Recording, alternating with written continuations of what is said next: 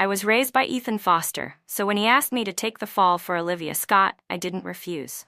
He said, "Camille, serve your time properly in there. When you get out, I'll marry you." 3 years later, I was released from prison. On the very day Ethan had prepared a grand wedding for me, in front of countless guests, I stood on the highest bridge over the river and jumped.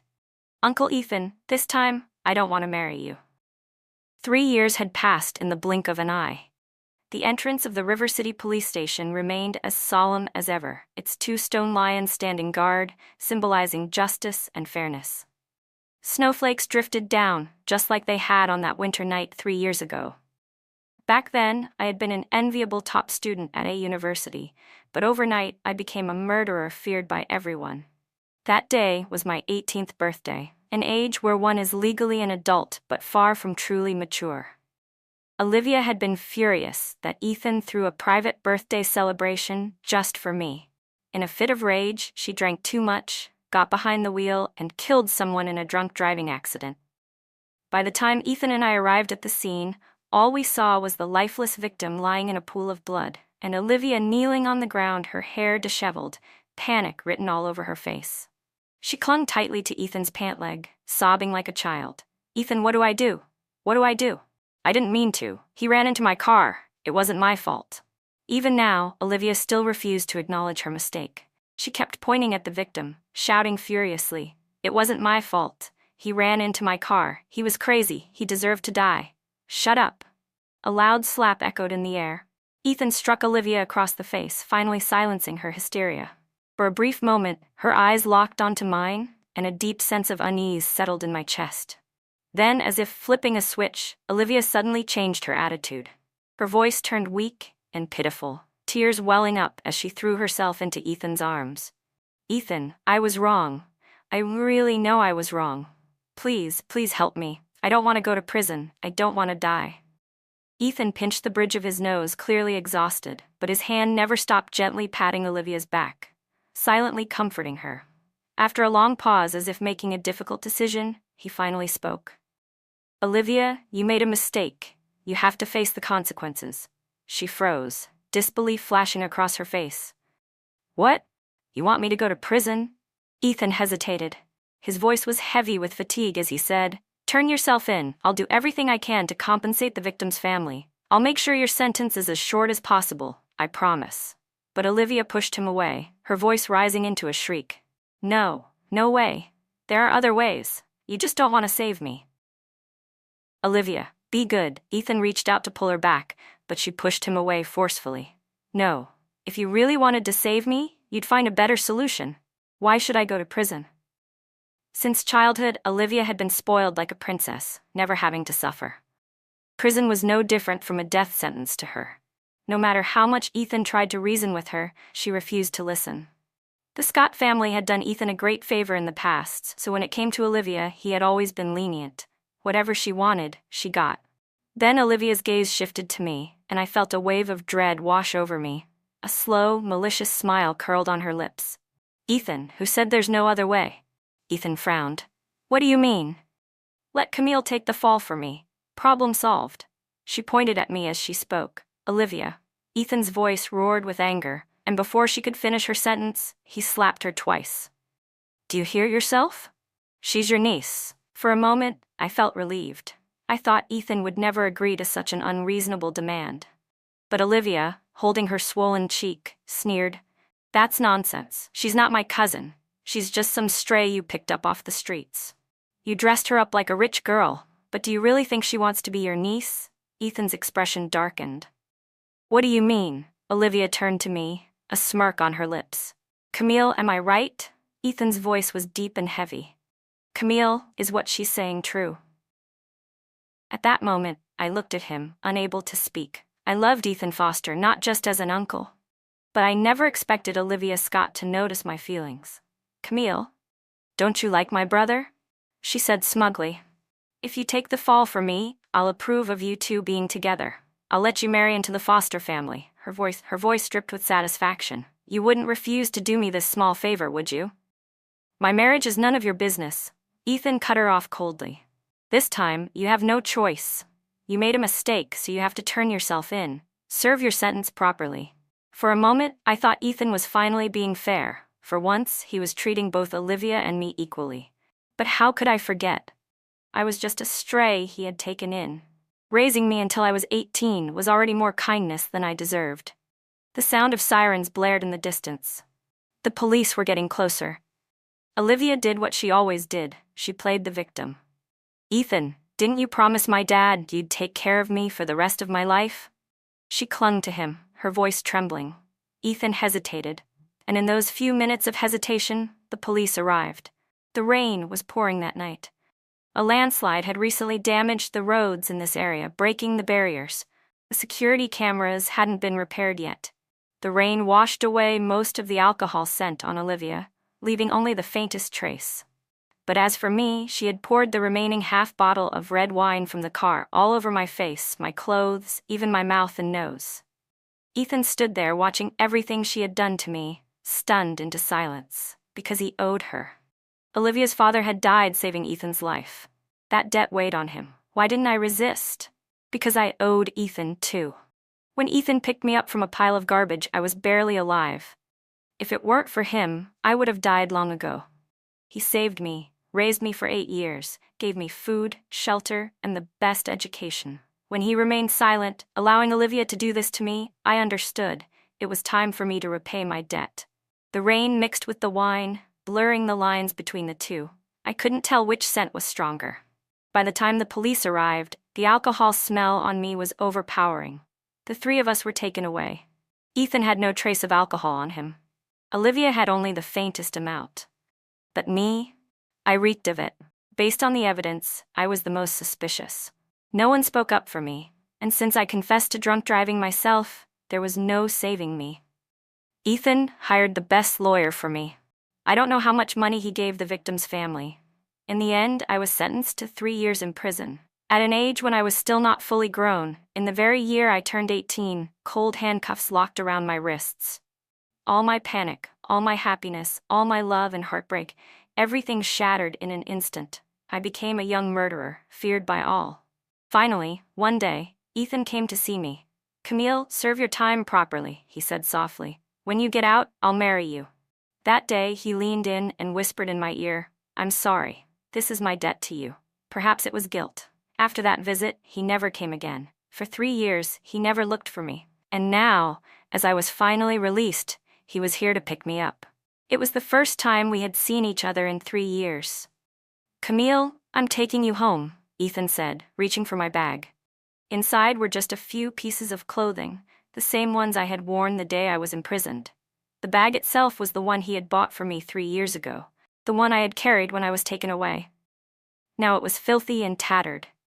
Ethan had always been a clean freak, but for once, he didn't seem to mind. We walked to his car. Out of habit, I reached for the back seat, but he grabbed my wrist, his voice soft. "Camille, sit in the front."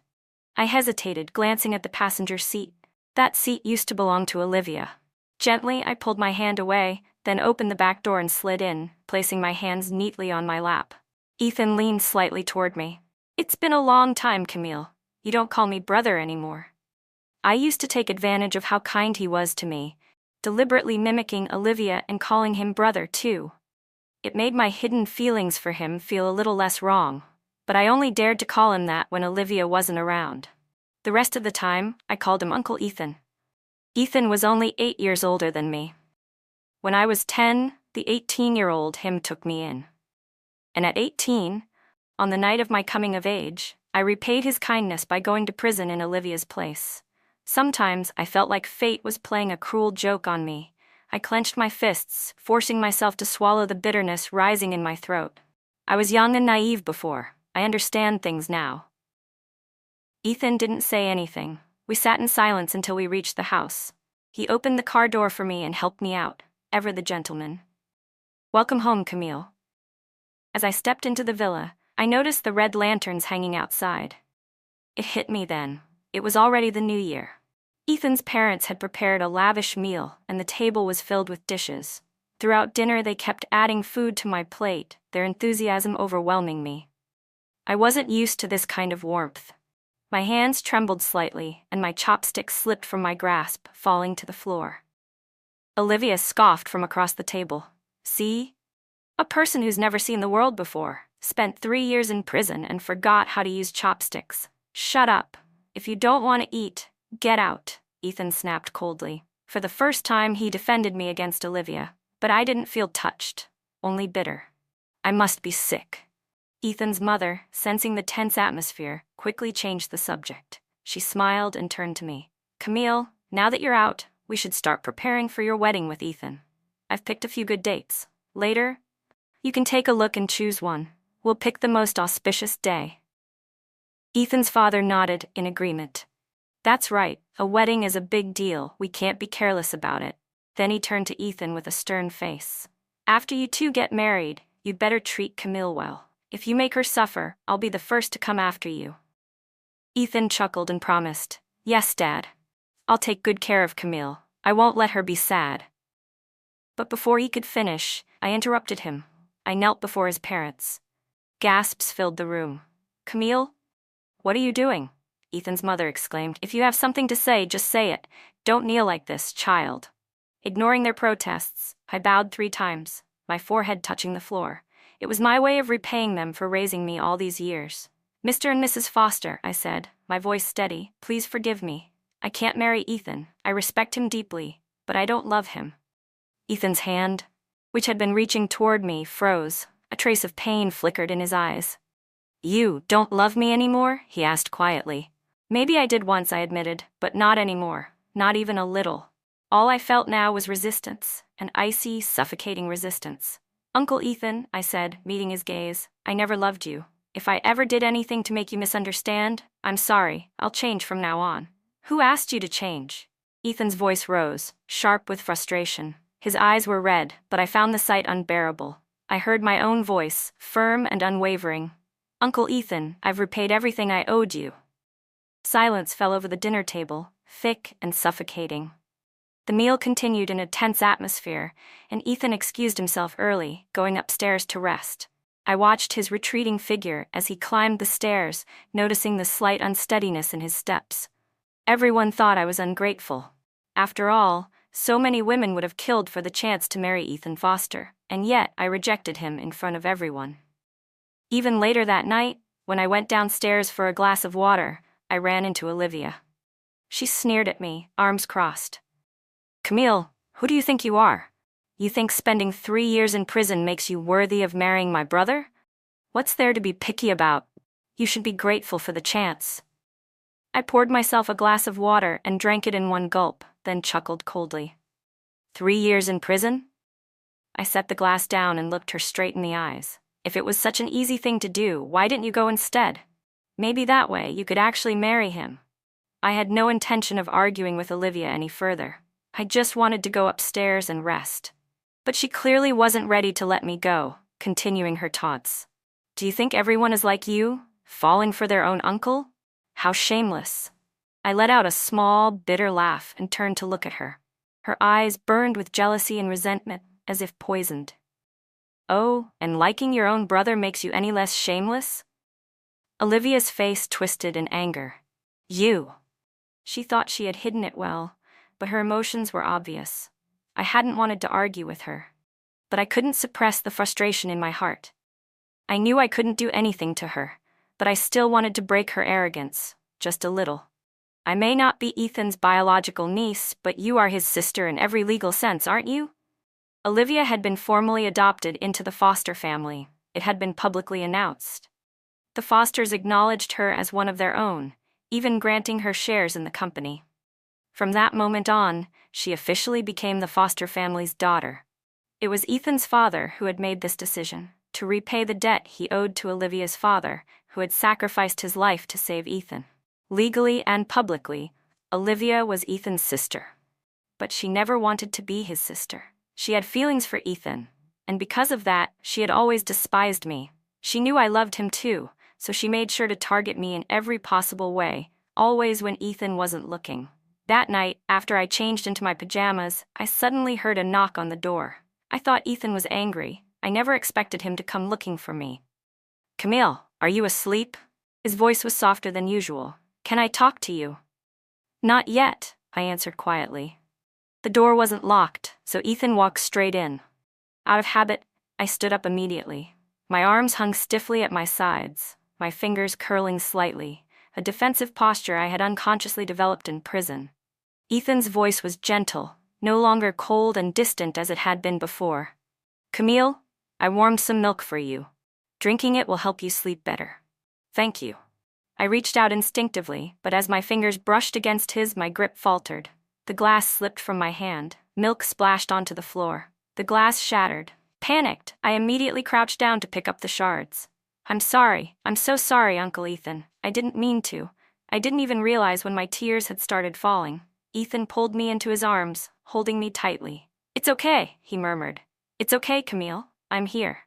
His embrace was warm, steady. I tried to push him away, but he held on, his grip firm. Because I was wearing short sleeves, he saw the scars on my arms almost instantly. "Camille, what happened?" "Nothing," I said quickly. "I slipped. It's nothing." I tried to ignore the memories clawing at the back of my mind. "Tell me, Camille." Ethan's voice was low, almost pleading. "Who did this to you?" "Don't." My thoughts spiraled into chaos. My breathing became uneven. I muttered mindlessly, "I'm sorry, I didn't mean to. Please let me go. I don't love you anymore. It hurts. It hurts so much." "Camille, wake up. Do you want some water?" When I woke up the next morning, I was lying on a cold hospital bed. The first thing I saw was Ethan. The moment our eyes met, I instinctively curled up, retreating toward the wall, my body tense with defense. "Why am I here?"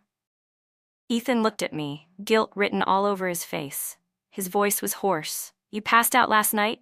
I brought you to the hospital." I lowered my head, resting my forehead on my knees, unable to meet his gaze. I was terrified that he would ask me about my scars. I knew where they came from. The prisoners in there had taken money that Olivia had given them. A lot of money. Enough to ensure their families would never have to worry about food or shelter. Enough that they were willing to stay inside longer, to give up any chance of an early release, just so they could torment me. Bribing people in prison wasn't easy. Some of them were already due for release. Yet they still chose to stay. That meant Olivia had spent an unimaginable sum. And where did she get all that money? From Ethan. She could only use so much of her personal funds. For anything more, she had to take it from him. I wanted to believe that Ethan would never allow something like that to happen to me. But when everyone in there mocked me, accusing me of being shameless, of loving my own uncle, my will was slowly crushed, over and over again. I tried to convince myself that Ethan didn't know. But with each passing day that he never came to see me, my hope faded into despair. And now, his words shattered everything I had believed for the past 3 years. He looked at me with guilt in his eyes and said, "Camille, I'm sorry. I didn't know Olivia did so many terrible things to you. Don't worry. I won't let a single one of those people get away with it. I've already reported everything to the police this morning. Olivia has been taken away, and as for the people who tormented you in prison, they'll never see the outside world again." I stared at him stunned. "Uncle Ethan, you didn't know?" My voice was hoarse. "I thought you did." "Then why? Why didn't you come see me?" "Not even once." Ethan reached out, as if to take my hand, but I instinctively stepped back, avoiding his touch. His expression dimmed and his voice carried a hint of helplessness. "Camille, I would never do that to you. But you never came." For the first time, I voiced the question that had been buried deep inside me for 3 years. Pain and guilt filled his gaze. His voice was strained. "I'm sorry, I didn't know how to face you." So that was it, but it didn't matter anymore. There were things I still needed to do. I didn't want to dwell on this painful conversation any longer, so I changed the subject. "Uncle Ethan, when can I be discharged?" Seeing that I was no longer pushing him away, a faint smile appeared on his lips. "You can leave now," he said gently. "You just got back, and you don't have many clothes. Let's go shopping. I'll take you to the mall." I hesitated for a moment before nodding. "All right." I did need a few things. He took me to the largest shopping center nearby. Normally, Ethan wasn't fond of shopping, but today he was unusually patient. Every time I so much as glanced at an outfit, he had it packed up and bought immediately. Before I knew it, he had already bought me more clothes than I could ever need. But all I felt was burdened. No matter how much he tried, I couldn't bring myself to be happy. I knew something inside me was broken, deeply, irreparably broken. Maybe I would never be able to heal. I wished time could turn back. I wished I had never met him. I wished he had never saved me. Then there wouldn't have been so much pain between us. As we stepped out of the mall, 5 or 6 middle-aged people stormed toward us. Their faces were filled with rage, their hands clutching bags filled with vegetables and eggs. The moment they saw me, they hurled their eggs straight at me. "You murderer, why don't you just die? Give me back my son. Give me back my son." I understood immediately. They were the family of the man Olivia had killed that night. The eggs cracked against my head. The sticky, rancid yolk dripped down my face. Ethan shielded me with his body. His deep blue suit was soon covered in smashed vegetables and rotten eggs. He held me tightly in his arms, whispering, "Camille, it's okay. I'm here." But all I could hear, all I could see was that winter night 3 years ago. The lifeless body covered in blood. Olivia kneeling on the ground, crying, her voice telling me to take the fall for her. And then, the prison. The screams, the insults, the contempt. "She's disgusting. Falling for her own uncle, shameless. I wonder what kind of parents raised a girl like her. She must have done something awful to end up in here. If I had a daughter like that, I'd rather die." Their hands had grabbed at my clothes, tugging at my pants. "Let's see if she's really as innocent as she pretends to be. Didn't expect her to still be clean, huh? Why are you crying? You think you're better than us just because you're young? You're just as filthy as the rest of us." That night, my 18th birthday, became my eternal nightmare. The girl I once was, Camille, full of life and hope, died that winter. I didn't even realize Ethan had carried me back to the car. When I came to my senses, I noticed the mess I had made. The back seat was covered in yolk and vegetable leaves. My dress was filthy. "I'm sorry," I whispered. "I dirtied your car." "It's okay, Camille. It's not dirty," Ethan said gently. "I'll have someone clean it later." He was lying. It was filthy, disgustingly filthy. For 3 years, people in prison had done the same thing, dumping their leftover food on me, letting the soup and grease stain my clothes. My pants had been soaked in filth just like this, over and over again.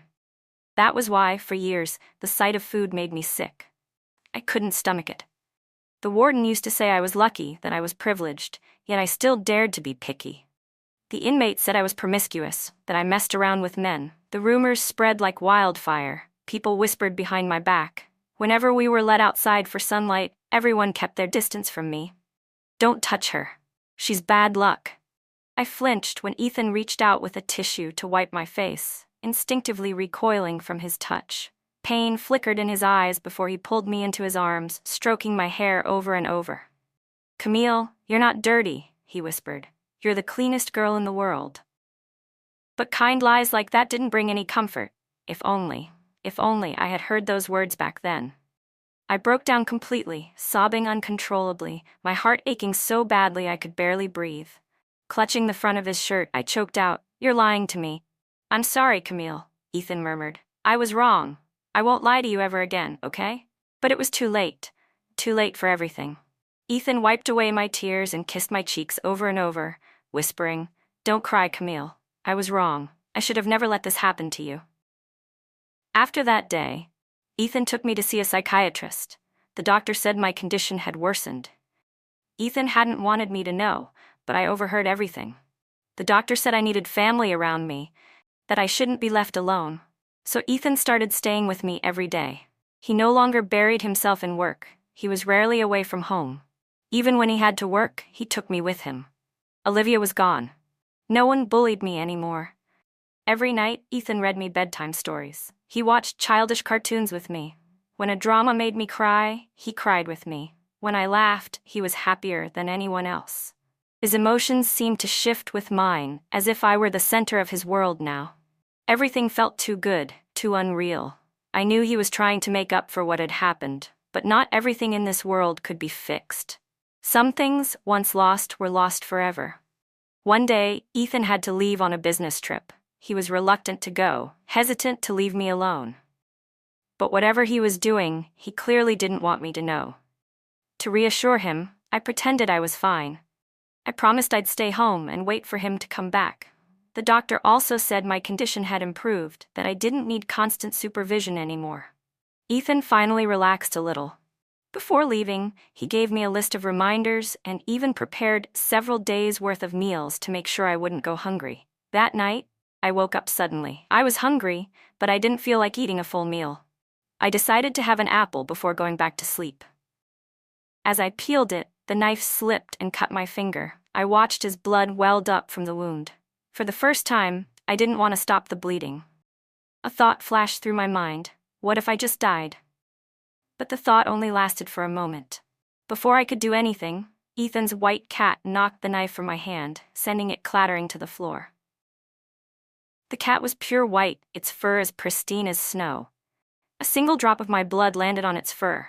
I felt guilty, like I had tainted it. Panicking, I grabbed the first aid kit, hurriedly wrapping my finger with a bandage. Then I scooped up the cat, holding it close. "I'm sorry," I whispered over and over. "I'm sorry, Snowball. I didn't mean to." I stroked its fur, my voice trembling. "Let's go take a bath, okay?" Just as I was giving the cat a bath, my phone rang. It was Ethan. "Camille, what are you doing?" I glanced at the cat, its white fur covered in bubbles, and answered, "I'm giving the cat a bath."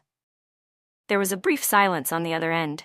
Then Ethan's voice came through, sounding slightly off. "Really? Show me." I turned the camera toward the cat. "Isn't he cute?" Ethan chuckled softly, but something in his voice didn't sound right. "Yeah," he said, "he's cute, just like you." I let out a quiet, bitter laugh. Ethan asked, "Camille, why do you like white cats?" I thought for a moment before answering. Maybe, because they're clean. Like snow. Unlike me. I've already rotted away. After a long silence, I thought Ethan had fallen asleep. But then he murmured, "Camille, you're just like Snowball, as pure as snow." Too bad I wasn't Snowball. In that moment, an eerie silence stretched between us. Then Ethan suddenly said, "Camille." I knew what he was about to say. Another apology. I hurriedly hung up the phone. I was terrified of hearing his apologies because they made it feel like nothing had ever happened. Ethan wanted to go back to how things used to be. But I couldn't. We were even now. He didn't owe me anything, and I didn't want his guilt. That night, after bathing the kitten, I brought it upstairs and let it sleep beside me.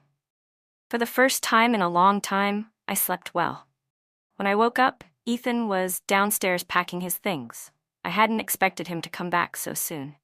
Hugging the kitten, I waved at him. "Snowball, that's your uncle," I said softly. "Meow." Snowball obediently greeted Ethan. Ethan came over, ruffling my hair. "Camille, you're awake. Come with me on this business trip." I didn't want to leave the house, but I knew he wouldn't feel at ease leaving me alone. He didn't seem to notice my kitten, so I reminded him, "Uncle, I want to bring the cat with me. Is that okay?" Ethan chuckled. "Of course." He helped me place Snowball in a travel carrier, and we headed to the airport together. Ethan made arrangements for the cat's transport, and we boarded the plane. The moment we arrived, the first thing I did was go find Snowball. He sat quietly in his carrier, waiting for me to pick him up. But just as I got close, he suddenly bolted. I panicked and ran after him, calling his name over and over. But he was too fast. He dashed onto the road. And then, a car hit him. Blood splattered everywhere. "Camille?" I heard Ethan's voice shouting behind me. Before I could react, he grabbed me, holding me back. Tears streamed down my face as I screamed, "Uncle, my cat, they killed my cat. Snowball is dead, he's dead." People around us started whispering, "She must be crazy. She was about to throw herself in front of a car." "Yeah, maybe she's not right in the head. Didn't you hear her yelling about a cat?" "I didn't see any cat. Probably just some lunatic." "Shh, stop talking. Look at that man beside her. His eyes are terrifying. Let's get out of here." I looked back at the spot where Snowball had been hit. There was nothing there, no blood, no body. There had never been a cat. It had all been in my head. It was all a lie. I was the one who wasn't normal. "Uncle Ethan," I whispered, my voice shaking. Is what they're saying true?" Ethan cupped my ears with his hands, his voice soothing but firm. "Camille, don't listen to them. You're fine. You're completely fine. Snowball isn't dead. You just saw it wrong. Let's go home. I'll buy you another one. No, two. A pair. They'll have lots of kittens, okay?" I knew he was lying. My mind was deteriorating. I was starting to hallucinate. Ethan didn't know, but every time he lied to me, he would cover my ears, like that would stop me from hearing the truth. But I always heard everything. Dazed, I let him take me back to the hotel. It was a Foster-owned hotel. Ethan always stayed here when he traveled. Because of me, he had delayed his meetings. That night, he didn't leave. He stayed by my side the entire time. But I didn't want to be with him. I had thought that with Snowball I wouldn't be alone anymore, that I finally had something of my own. But it had all been a lie. Nothing in this world truly belonged to me. I couldn't hold on to anything. I couldn't get anything I wanted. Just like how I once loved Ethan, yet I went to prison for him instead. I never even liked animals. I only liked Snowball. And even he was just my imagination. That night, as I drifted between sleep and wakefulness, I heard Ethan on the phone with the doctor. "Camille's condition is getting worse," he said, his voice tight with worry. "She started having hallucinations." "Doctor, what should I do?" I watched as Ethan buried his face in his hands, crouching on the floor. Unable to suppress his sobs, it was my fault. Every time Ethan apologized to me, I felt nothing but pain. Because every apology of his was always accompanied by something terrible. When Olivia stole my toys, he would say, "Camille, I'm sorry. I'll buy you another one, okay?" When Olivia deliberately called him, claiming she had missed the last bus and couldn't get home, Ethan would drop everything to go pick her up. That night, I had no umbrella. The rain poured heavily, drenching me as I waited beneath the ruins of an abandoned wall. I waited for him until late at night, until I developed a high fever. And once again he told me, "I'm sorry, Camille. It was my fault." Ethan had compromised for Olivia countless times, but never once for me. He always said it was his fault. He always said sorry. But in truth, I wanted to tell him, he wasn't the problem. I was. I wasn't good enough. That was why he only ever had time for Olivia. That was why, when I took the fall for Olivia, he never spoke up for me. But this was my debt to him. Uncle Ethan was cruel. He saved me, yet over and over, he let me suffer. Sometimes I wished I had died the year he picked me up. Then I wouldn't have fallen in love with him. Then I wouldn't have felt this pain. During those 3 years, I had hoped, prayed, that he would visit me, that he would give me a reason to hold on. I wanted to tell him that everyone was hurting me. I wanted to beg him to save me. I was reaching my limit, but he never came. Not even once. The next morning, Ethan had to leave for a meeting. He was reluctant to leave me alone in the hotel, but after I repeatedly promised that I wouldn't run away, that I would wait for him obediently, he finally left. But Ethan didn't trust me. He was afraid I would do something foolish. Before he left, he locked the door from the outside. He had all the sharp objects removed from the room. He even installed surveillance cameras in our suite. But he didn't know. Before I went to prison, I was a top student at a university. These precautions couldn't stop me. I wanted to leave him a letter before I left. There was so much I wanted to say, but I didn't know where to start. In the end, all I wrote was a few simple lines. "Uncle, I wish you well. If there is a next life, I hope we never meet again. I don't hate you for making me take Olivia's place. I owed you that. From now on, we are even. After I die, don't come looking for me. Don't build a grave for me. I just want to leave quietly, alone. This is my last request. Thank you." I disabled the hotel's surveillance cameras, and then I left for the riverbank. There was a bridge here, the tallest in River City. It was the place Ethan had found me all those years ago. I stood on the edge, staring down at the rushing waters below. The night wind brushed against my ears, whispering softly, "Camille, jump. Jump, and the pain will be over. No one will hurt you anymore. No more Olivia looking down on you. No more cruel voices in the prison. No more people throwing rotten eggs at you. No more strangers wishing for your death. Let them all get what they want." On the day Camille died, she saw the thousands of city lights illuminating River City. She saw the brightly decorated Foster Hotel, glowing with celebration. She saw Ethan running toward her, desperately trying to reach her. She saw the grand wedding he had promised her. She saw the life-sized cutouts of the bride and groom, her and Ethan. But she was tired of this world, full of malice and cruelty. That night, she jumped from the highest bridge in River City. She was only 21. Alternate ending. Ethan's revenge. On the day Camille died, everyone said the Foster family's golden prince had gone insane. Ethan spent hundreds, thousands, even millions more than Olivia had ever paid. He bribed the people in prison.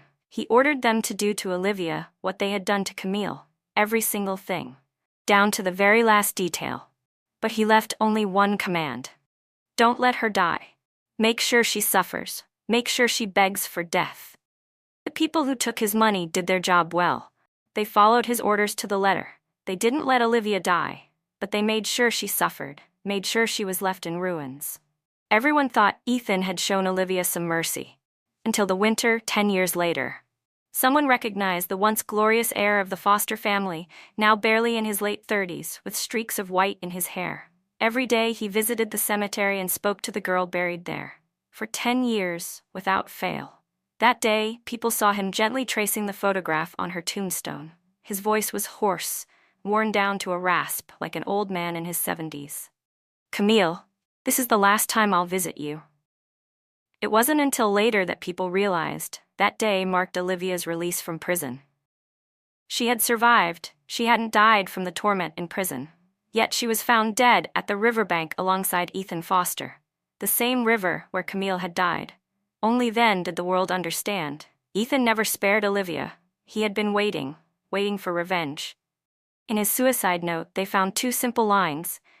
If there is a next life, I will follow behind her. Only to atone for my sins, only to see her happy. At Camille's grave, they discovered something else. The name on the tombstone had been personally scratched out by Ethan, the name that once read Camille Walker. Now it bore no name, no home, no belonging. Ethan, the day Camille died. The day Camille died, I pretended to be out for a meeting, but in truth, I was preparing for our wedding. I wanted to take responsibility for her. Even though I knew she didn't need my responsibility. Even though I knew she didn't want to marry me. I still couldn't let go of my selfishness. That morning, as I left the house, an ominous feeling settled in my chest. But I pushed it aside, drowned in the joy of our upcoming wedding. Maybe fate had seen my selfishness. Maybe that's why she was taken from me. A punishment. That day I locked myself in my room for 3 days and 3 nights. Over and over, I hated myself. Why did I survive when Olivia's father saved me? Why didn't I stop Olivia? Why didn't I defend Camille? I hated that I owed Olivia's father, that I had spent my life cleaning up Olivia's messes. I blamed everyone else for what happened. But when it was too late, I realized the biggest mistake was mine. I was the reason Camille died. I was the one who should have taken responsibility for Olivia's crime. I was the one who should have exposed her. But it was too late. The day Camille died, I found the letter she left me. She said we were even. She told me not to come looking for her after she was gone. But I still went against her wishes. I secretly had a monument built for her. I wanted to carve her name into stone. Camille Walker, forever at peace. But in the end, I scratched it out. I wasn't worthy of her love, and she didn't want me to do this for her. She had written that in the next life, she never wanted to see me again. I knew she didn't wish for another life. But I was reckless. I wanted her to have a second chance. I wanted her to be happy. So I went to the most sacred temple in River City. I knelt on the stone steps for days, praying for her. In her name, I rebuilt the ancient temple that had once stood there. I prayed that if she had another life, she would be safe and happy. She told me not to visit her grave. I went anyway, because this was the only life I had. 10 years later, Olivia was released from prison. I knew it was time for me to leave. One last time, I visited the temple. I made my final prayer. If she has no next life, give her mine. If she does, let me atone. If she wants nothing to do with me, then let her take all my fortune and luck. Let me disappear from her world forever. I knew this was nothing more than my own desperate attempt at comfort, because no one knew what the next life held. I only hoped that in some other world she would meet someone kind. One last time, I visited Camille. That day, I traced her photograph with my fingers. I sat beside her and talked for hours, as if trying to say everything I had never said in this lifetime. By the time I looked up, the sky had already brightened. I handed the police a letter, a confession of the truth behind the drunk driving accident 13 years ago. I knew it was too late, but the truth was still the truth. I wanted to clear Camille's name. I had broken the law by covering for Olivia. That was my sin. I admitted my guilt. After that, I went to find Olivia. That night, at the riverbank where Camille had died, everything came to an end. Camille, As I fell from the bridge, I thought it would be the end. But instead of sinking into the cold, dark water, I woke up gasping for breath, warm sunlight streaming through the cracks of an old, tattered shelter. I was no longer drowning. I was 10 again. I was back in the dirty alley where I had scavenged for food, back before Ethan found me. But this time, I made a different choice. When the rich young man passed by, the one with cold eyes and an air of untouchable elegance, I didn't approach him. I didn't reach out my hand. I didn't let Ethan Foster take me home. I turned away, and my life took an entirely different path. A kind old woman who ran a small food stall nearby noticed me. She had always given me leftovers in my past life, but I had never paid her much attention before.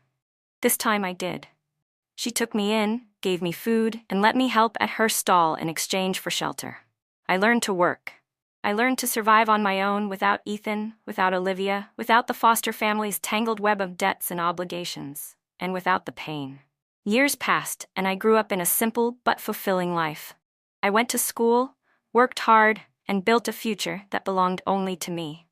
One day, while walking through a bustling street, I caught a glimpse of a familiar figure, Ethan Foster, now a successful businessman, surrounded by bodyguards, as cold and distant as I remembered. But this time, our eyes never met. This time, I was just another stranger in the crowd, and for the first time in 2 lifetimes, I felt free. I smiled and turned away, walking toward the life I had chosen, one filled with warmth, love, and happiness, the life I had always deserved.